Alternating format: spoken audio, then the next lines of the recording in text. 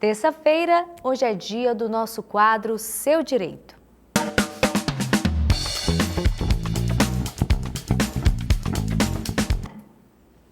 E no quadro Seu Direito de hoje, nós vamos falar sobre uma nova lei sancionada pelo presidente Lula que define regras para estimular a contratação como empregado ou aprendiz de pessoas com o transtorno do espectro autista. Vamos saber mais detalhes sobre essa nova lei, conversando agora com a advogada previdenciária Bruna Isabel, que já se encontra aqui no nosso estúdio. Olá, doutora Bruna, muito obrigada e seja bem-vinda ao Notícias de Picos. Obrigada. Doutora, eu gostaria que a senhora começasse explicando como que funciona essa nova lei. Certo. Na verdade, assim, nós vivemos em um país onde as ações afirmativas, elas são necessárias, né? E essa lei, ela vem exatamente para isso, para incentivar, para estimular que essas empresas, elas contratem pessoas autistas, né, no seu quadro de funcionários, para que essas pessoas também sejam inseridas no mercado de trabalho. Porque hoje, a maioria das vezes, quando falamos de autista, a ideia que temos são crianças autistas, mas acabamos esquecendo que essas crianças crescem e muitos deles já cresceram, mas infelizmente não tiveram diagnóstico. E essas pessoas precisam trabalhar. Então, essa lei vem exatamente para incentivar essas contratações. Doutora, como a senhora disse, é um incentivo ou é uma obrigatoriedade essas empresas que não tiverem pessoas com TEA no seu quadro de funcionários, elas podem pagar alguma multa ou algo do tipo? Na verdade, as pessoas autistas, elas vão entrar naquele quadro das pessoas com deficiência, né? Então, já existe, sim, essa obrigatoriedade das empresas com mais de 100 funcionários, né, contratar pessoas com deficiências e aí o autista, ele vai entrar exatamente dentro dessa quantidade, dessa cota, né, de pessoas com deficiência. Então, todas as regras que determinarem, né, o trabalho, a forma de trabalho desse funcionário será de acordo com o que determina já a legislação trabalhista para as pessoas com deficiência em relação à carga horária, função desempenhada, essas coisas? Em partes, nós precisamos entender que o autismo ele é um espectro, né? Então ele é muito amplo. Ele leva muito em conta diversos fatores. Então, quando eu falo em inserir, é diferente de incluir. Então, se a ideia é que haja uma inclusão, eu preciso preparar essa empresa, esse mercado para receber essa pessoa autista. Porque muitas vezes os autistas, como o espectro ele é muito amplo, ele vai ter determinados comportamentos e restrições, né, que irá exigir um preparo especial. Como, por exemplo, um exemplo é a questão do teletrabalho. Muitos autistas, eles têm essa dificuldade de trabalhar por questão de barulho, luz, contato com outras pessoas. Então, uma opção é, por exemplo, o teletrabalho. Então, precisa que, de fato, essas pessoas, o autista, ele seja incluído. E para que ele seja incluído, eu preciso preparar essa empresa, até mesmo os próprios colegas, porque nós temos que parar de achar que pessoas autistas são incapazes, de pessoas autistas não podem, né? E realmente ter o respeito necessário. Doutora, a senhora falava sobre essa diferença, né? Que não é possível determinar que aquele autista vai ter determinado comportamento. Existe alguma regra específica, por exemplo, a lei só se aplica a autistas de grau 2, grau 3, ou não tem essa determinação? Não, na verdade, o autista ele vai ter lá toda a documentação, né, que vai comprovar a condição dele de autista. E ele precisa, por exemplo, a gente teve aqui já um avanço agora com a lei do filho lá do Marcos Mion, né, onde tem a carteirinha do autista. Hoje é muito comum a gente ver a questão da carteira, do colar. Crachá, isso, né? Serve para quê? Isso serve para ficar bem claro e visível, porque muitas vezes essas deficiências que são ocultas, elas acabam sendo mais ainda criticadas, ignoradas. Por quê? Porque elas são ocultas.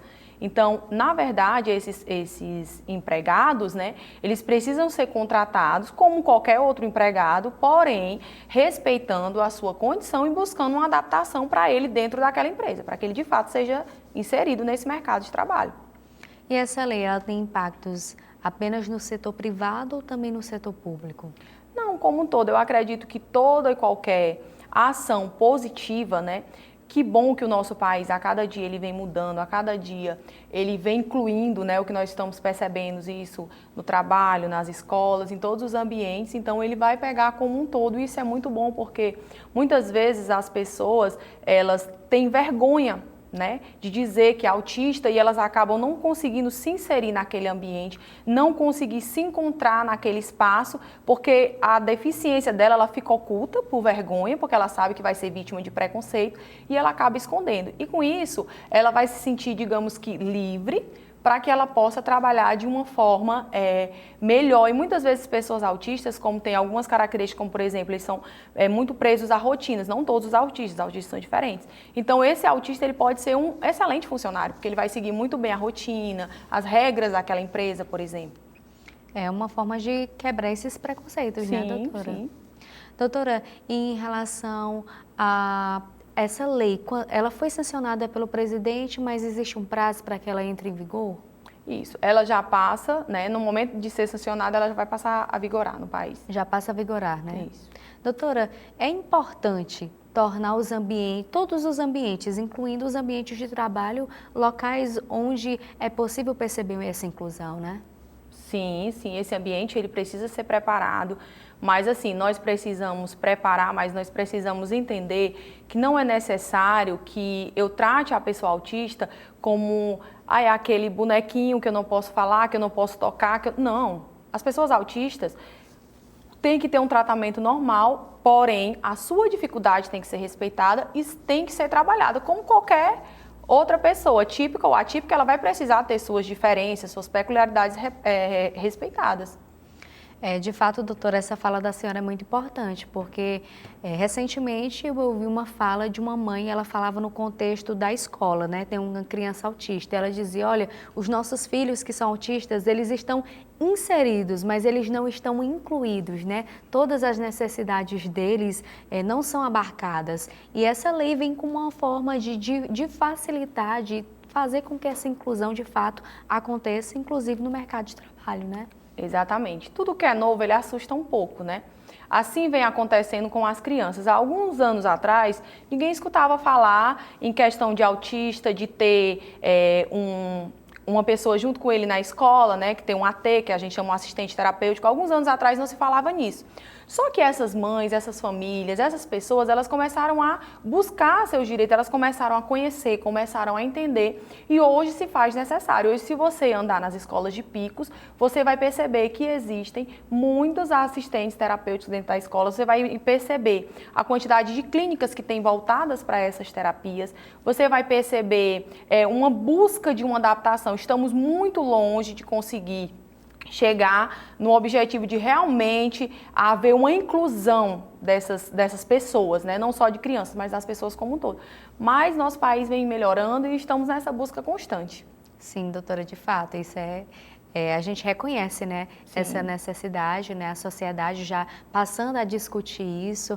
Muitas pessoas comentam que, mas antes não existia autistas, né? Na verdade, sempre existiu. O que não tinha era diagnóstico. Agora, com esse diagnóstico, de certa forma, mais facilitado, a sociedade toda se voltando para esse público, para as necessidades desse público, e essa lei veio justamente para garantir esses direitos das pessoas autistas e para que torne a nossa sociedade ainda mais inclusa. Mas, doutora, assim como outras deficiências, aquelas pessoas que possuem o TEA, elas têm que comprovar através de documentação, né? Sim, inclusive no ato da carteirinha, da emissão da carteirinha, é exigido uma série de documentação, né? Onde ele vai principalmente ter um laudo de um neuro, né? Onde o neuro vai ver por quê. O autismo, ele é muito amplo, como eu falei desde o início, ele é um espectro, então ele precisa ser acompanhado, ele vai atingir várias áreas, né, daquela pessoa, seja ela a questão social, seja a questão sensorial. Algumas pessoas vão ser o que os médicos chamam de autista de livro, onde eles têm todas as características,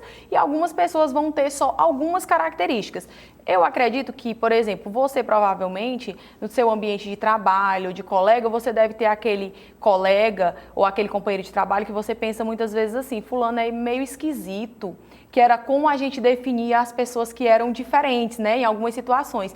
E muitas vezes você escuta relatos de pessoas autistas adultos que eles não sabem dizer o que eles têm. O que eles percebem é que eles são diferentes e que eles não conseguem se sentirem inseridos naquele ambiente, mas ele fica meio que sem resposta. Então, esse diagnóstico que é feito por um profissional, com todo o acompanhamento, psicólogo, neuropsicólogo, ele vai ajudar essas pessoas a terem, como eu posso falar, uma liberdade para ser quem de fato elas são. E esse tratamento ele tem que ser iniciado na criança.